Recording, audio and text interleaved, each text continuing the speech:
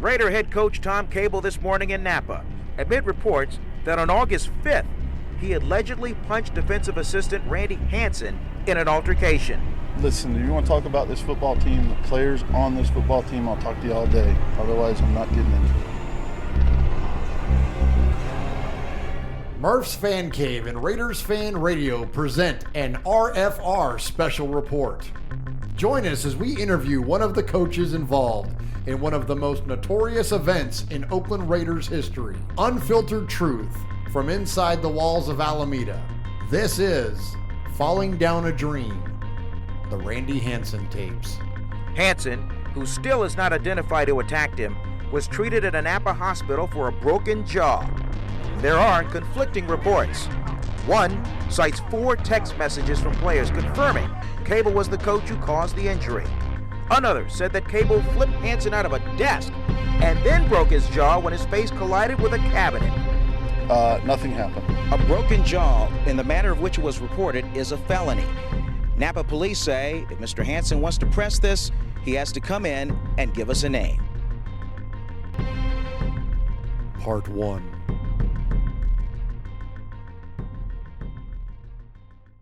All right, Raider Nation, my next guest is a football coach, a personal trainer, and even a fitness model. He started off as a quarterback for Burlington Edison High School in Northwest Washington State. He then went on to star at Walla Walla Community College and eventually Pacific University.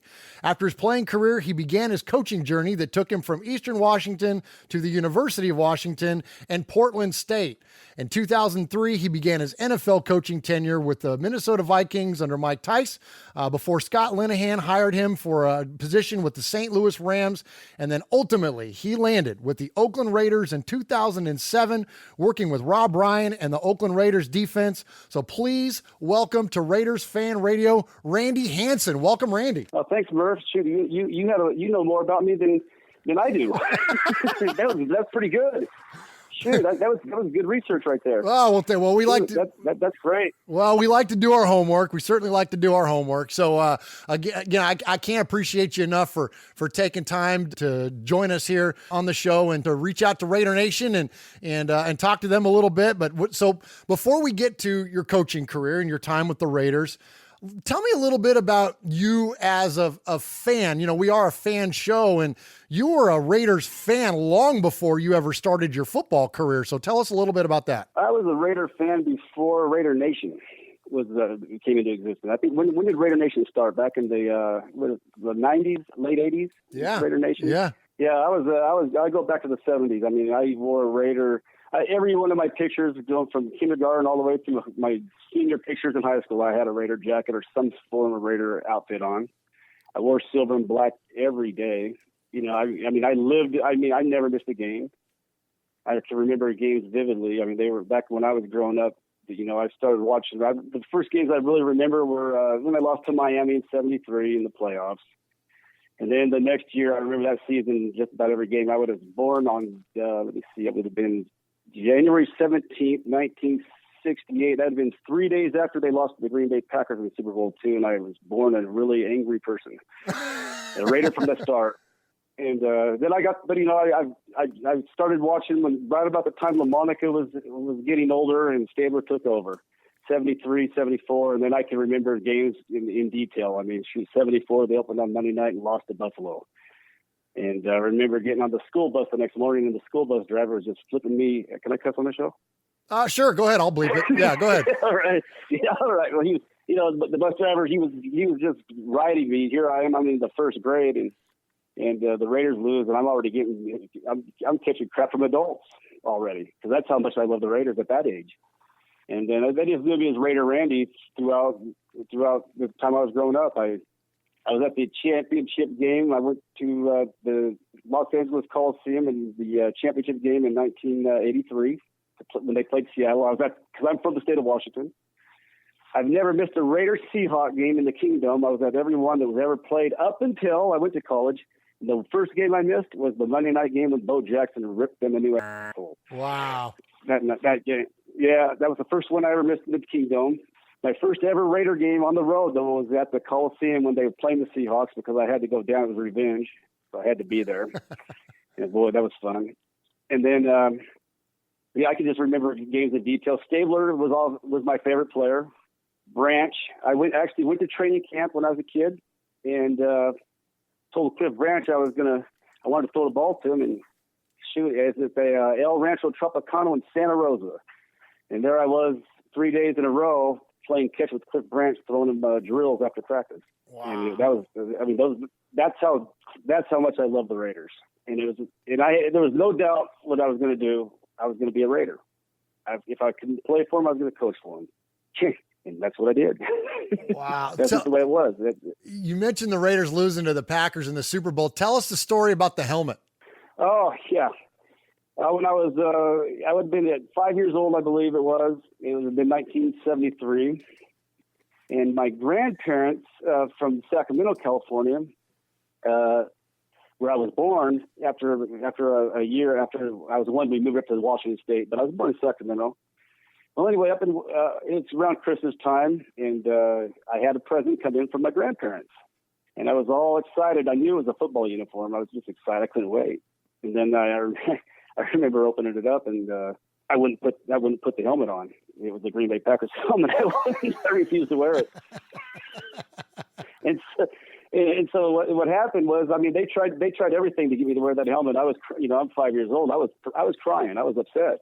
And so finally, my dad, he went and bought some silver spray paint, and he got some Raider decals, and he painted the helmet silver, put some black electrical tape as a black stripe down the middle of it, and then he actually painted it. He had a picture of the decal. He actually hand painted the decal with little paintbrushes, and that's how. And that I had that actually.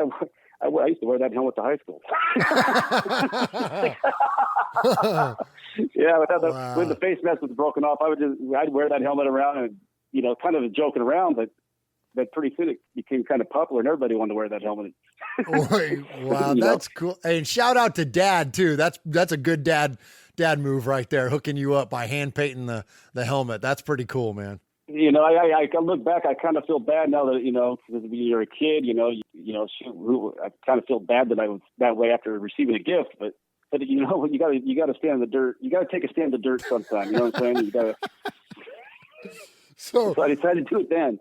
So you mentioned Branch and Stabler's, two of your favorite players. One of the questions we like to ask our guests is, what's your Mount Rushmore of Raiders? And we spot you Al, because Al is, he's sure. obviously going to be on the list. But so what are your next three? Who else personifies the Raiders to you? Oh, God.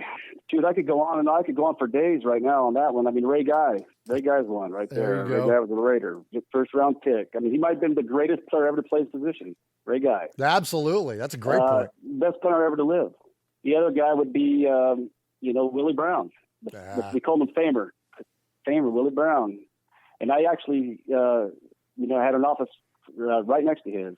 When it was like a dream come true. Here I was. I remember watching him intercept that pass against Minnesota in the Super Bowl, and here I am sitting next to him, coaching with him. And so he's one of them for sure. Blitnikoff, Lester Hayes, Dan Connors, the linebacker, Matt Millen, Soda Sistrunk. How about Art Toms? All those guys. Those guys were legends. LaMonica, Warren Wells, Dan Egan, Hubbard. That's a big Mount Rushmore. Even Todd Christensen should be in the Hall of Fame. I know it's Plunkett should be in the Hall of Fame. That's why the question is so tough. Yeah, that's why it's so tough, because you can't narrow it down. It's almost impossible. Ted Hendricks. I haven't even talked about Nnamdi Asomugha. He had the 4 greatest years the quarterback ever had in the history of the game. Nnamdi Asomugha did. Miss Nnamdi, man. Yeah, and I don't want to get too far ahead, but man, I do. I miss Nnamdi. And I think Raider Nation forgets how good and how dominant he was for, like you said, those handful of years. He was absolutely unreal. And you got to coach him, right? Oh, yeah. I worked with Nnamdi real close. We'll get into that story later. Okay, all right. We'll get into that. So I want to go through chronologic. So you're a Raider fan, diehard Raider fan. You go on, you play some college ball, then you get your coaching start. So tell me how your coaching career starts. Okay, first of all, you were very kind in your introduction. I was a backup quarterback. I wasn't a star by any means at all. I did have a good arm, but the problem was I thought I was Kenny Stabler. So I was always trying to hold on the ball and throw a sidearm too long.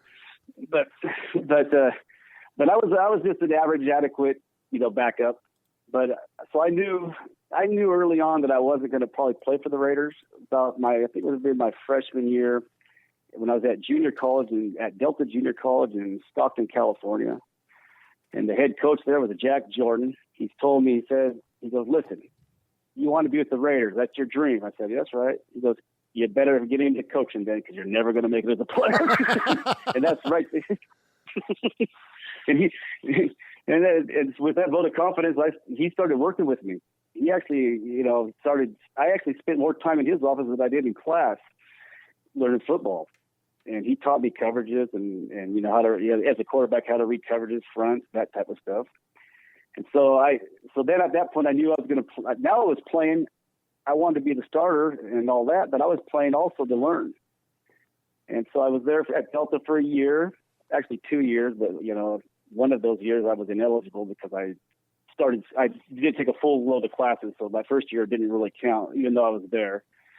Then the second year would have been my first year. Then after that, I transferred back up to Walla Walla Community College in Washington. And I was a backup quarterback there. Started a couple games, but that was about it. And then I went on to a private school that was called Pacific University in Forest Grove, Oregon. It was they gave me a little tiny half scholarship, paid part of my tuition. So I ended up going to spent 2 years there, and never stepped on the field.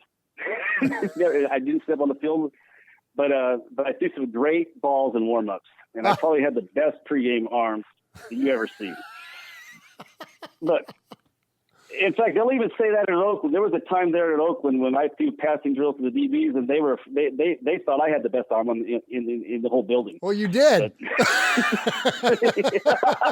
No, trust me, I didn't. Well, I don't know. I'd be willing to. Well, I won't take a shot at Jamarcus, but I'm just saying we might have had. Don't take a shot at Jamarcus, because what you hear isn't necessarily always the truth. Now, what the media tells you and what you hear ain't necessarily always true. Like that story that came out recently about Jamarcus Russell, I started laughing because I was there then, and I'll tell you right now, there ain't no coach that handed out cassette tapes back then.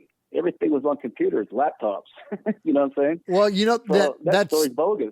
Well, that story, Kirk Morrison tells it too, right? And he says Kirk said they handed DVDs, and then you're right. This latest report said it was tapes. That's right. Those DVDs. That's correct. They did hand out DVDs. But here's the thing. If they did that, I don't remember that. If they did that, it happened when I was gone. It might have been after the incident happened with me and I was gone. That's very possible. I don't remember reading about it. Okay. But I'll tell you this. Al Davis, if he found out about that, because I could see how he would have handled that right now. He would have probably fired whoever the coach was that did that, because Al Davis didn't hire the coach to trick the players. He hired the coach to coach the players. And that would have been a problem with him if that would have got out. If something like that happened, that would have made a major problem with Mr. Davis. Well, let's get into that. So you have a couple stops before you get to the Raiders. So you go to work for the Vikings, your first NFL job. Then you go to work for Linehan and the Rams. But then you get the call from Al Davis, man, and you go to work for the Raiders, your childhood team. You're like, your lifelong goal is to go work for the Oakland Raiders, and it happened. So first off, tell me a little bit about what that's like for you, and then talk a little bit about what it's like working for Al. It was surreal. It was absolutely surreal. It was, when I got the call, I got the call from Lane Kiffin, and he had heard about me through his dad, who had heard about me through one of his coaches, who I actually coached in college. A guy named, he's actually the defensive coordinator for the University of Washington now. His name is Jimmy Lake. Me and Jimmy, I coached Jimmy, and then Jimmy worked the GA with us when I was coaching at Eastern. So he ended up coaching with Tampa Bay, and so he knew Monty, and I got to know Monty a little bit. And then that's kind of how it got started with the Raiders. And then also Jim McElwain and I used to coach together. Jim McElwain was with the Raiders for one season, and he went on to become the head coach of Florida. He was at Florida, and now he's at Michigan State. Well, he went to the Raiders about the same time, just the year before Kiffin. So he was already talking to because me and McElwain, we go back to 93 when we were at Eastern Washington together. And he makes it to the Raiders, and he was telling people about me already then. And then I got to know Bruce Kevrick and John Kingdon, and they were scouts, and those were the two guys I got to know while I was coaching in college.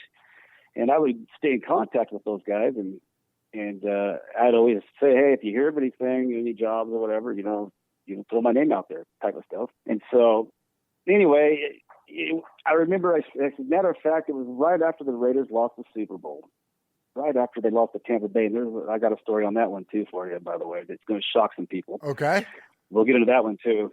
This is going to blow people away, and I believe it's true what happened in that game, but. Actually, I'm pretty positive it's true, as a matter of fact. But that's for down the. It just reminded me of that one. Okay. But going back to that moment, so I had some help getting there. It wasn't like they knew a little. They'd heard about me. The Raiders had, and Kiffin heard about me, and Rob Ryan. I'd met him before, and he'd heard about me. Actually, me and Rob, they sat down and we talked about the Raiders one night at the Senior Bowl. So they knew who I was, and they knew I wanted to be there. But it was like getting the call to go out and interview. Was like there was no way I was not going to get that job. There was no way there was absolutely no way I was going to go out there and not get that job. I was so prepared for that interview. In fact, I don't think I've maybe only had one interview better than that in my entire life, and that was when I actually interviewed with Al Davis 2 years later to stay on the staff. But when I went out to Oakland, I never met Al Davis on my initial interview, and I didn't get hired. After the interview. A lot of times, if you go on an interview, if they like you, they offer you a job. But when I went out there, I thought I kicked ass in my interview. I did good. In fact, it started off with just being Rob Ryan, and Rob Ryan Willie Brown ended up in there, and a couple other coaches ended up in there, and because I knew the roster better than a couple of the coaches there did. They were new, they didn't even know the team that well. They were just, a couple of new guys. And Lane even said, I don't even know this stuff yet. He'd only been there, a week. I was going over the roster, and, I had some tendencies on them that I showed them that they had that we used against them. When I was with the Rams that season, we beat them in Oakland 20-0, I believe it was. The day Run Jones died, the night before Run Jones died. Okay. And now I knew Run Jones from the time I was a kid in camp. So he used to bring me tickets to Seattle, and I used to go and help him load the locker room as a kid. Well, no kidding. No kidding. So I will never forget that day because we were playing the Raiders in Oakland, and here I am my whole life. I'm a Raider fan, and now I got to play against them and beat them. And it was like, sir, it was the day Run Jones had passed away that night. Oh. And it was like just a surreal feeling. It was weird. And we ended up winning that game. But anyway, I know I'm getting off track here. No, you're good, man. Go for it. Keith. But going back to that meeting anyway, so I knew I'd done well with the interview, and I thought, I'm going to get hired. Well, Lane says I never hire anybody after the interview. He said I like to think about it for a couple of days and interview a couple other people. I want to interview at least 3 people. I said, yeah, sure, no problem.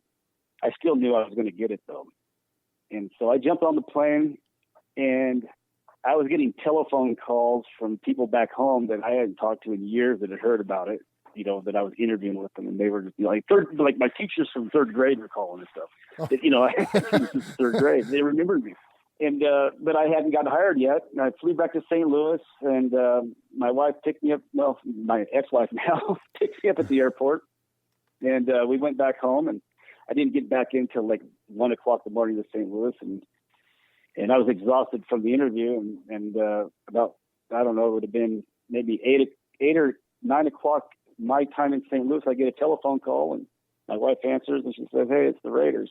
And Lane Kiffin says, "Hey, do you want to be an Oakland Raider?" I said, "When do I start?" He goes, "Do you want to go over your pay or salary?" I said, "No, you just let me know what it is." Yeah. I actually took a pay cut to go there, and was able to get out of my contract to go there. That was because actually the year before that I was with the Minnesota. 2 years before that I was with the Vikings with Mike Tyson's staff, and I was offered a job to go to Miami with Nick Saban and Scott Linehan, and Minnesota blocked it.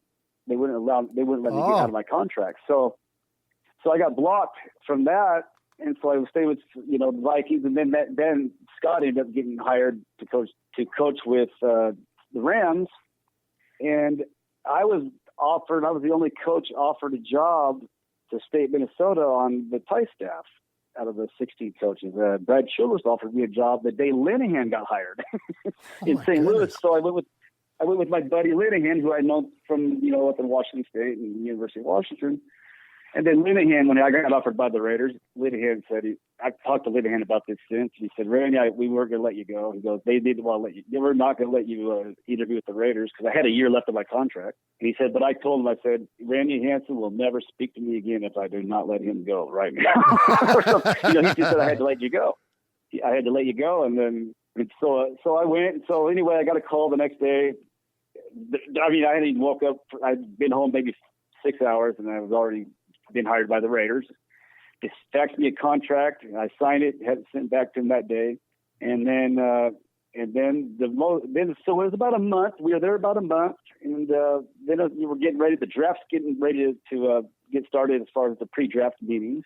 And I'd never met Al Davis yet.